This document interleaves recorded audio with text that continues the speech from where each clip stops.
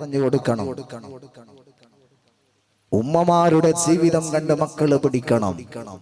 ഈ പറച്ചലുള്ള പഠിக்கிறവിടെ കൊണ്ടുണ്ട് ഔത്തത് ചങ്ങായിമാരോട്ട് സേരിട്ട് ബെടക്കായിടേ അല്ല, ചങ്ങായിമാരോട്ട് സേരിട്ട് ബെടക്കായിടല്ല. അബ്ബ ഉമ്മ ഗലാട്ടാക്കുമ്പത്തേക്ക് റൂമിടെ ഉള്ളിൽ എത്ര വേണേ അടിച്ചോളൂ.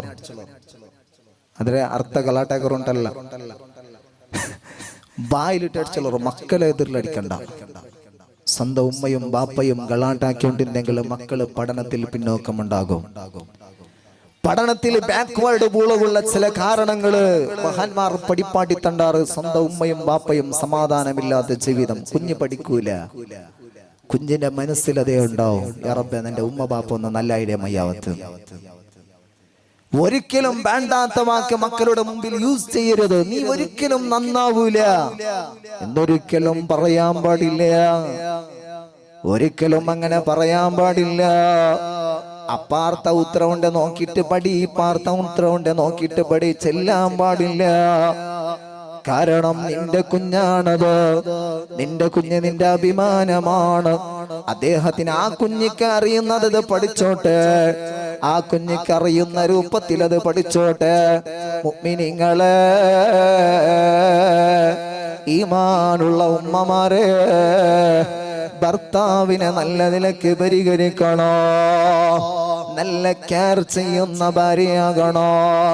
9 മണിയായിട്ടും ഭർത്താവ് എത്തിയിട്ടില്ല, ഒരു ഫോൺ ചെയ്തെങ്കിലും ചോദിക്കണോ നിങ്ങൾ എവിടെയാണ്, എത്ര മണിക്കാണ് എത്തുന്നത്.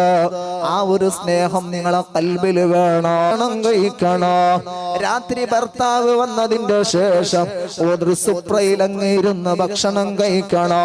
അതില് വലിയ ബർക്കത്താണ്. ഇത് മാപ്പിള പെഞ്ഞായി അടുപ്പുകാരല് തിന്നടെ, മാപ്പിള ഡൈനിങ് ടേബിളില് തിന്നറെ, മക്ക ഔത്തര ജാലിങ്ങനെ വെച്ചിട്ട് തിന്നറെ. അങ്ങനെ ആവരുത്, അതിലൊരു ബർക്കത്തില്ല. ഹബീബായ നബി തങ്ങൾ പറഞ്ഞു, നിങ്ങളുടെ സ്നേഹം വർദ്ധിക്കണോ, നിങ്ങളെ മാപ്പിളമാർ നല്ല മാപ്പിളമാരാവണോ.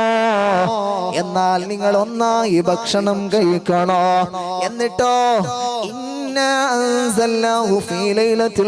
എന്ന സൂറത്തുണ്ടല്ലോ, ആ സൂറത്തങ്ങ് ഓതി ഭക്ഷണത്തിലേക്ക് അങ്ങ് ഊതണോ. എന്നാൽ നിന്റെ ഭർത്താവിന് നിന്നോട് നല്ല സ്നേഹമുണ്ടാവും. അതുകൊണ്ട് അവസാനമായി ചില കാര്യങ്ങൾ ബോധ്യപ്പെടുത്തട്ടെ. കോളേജിലേക്ക് പോകുന്നു.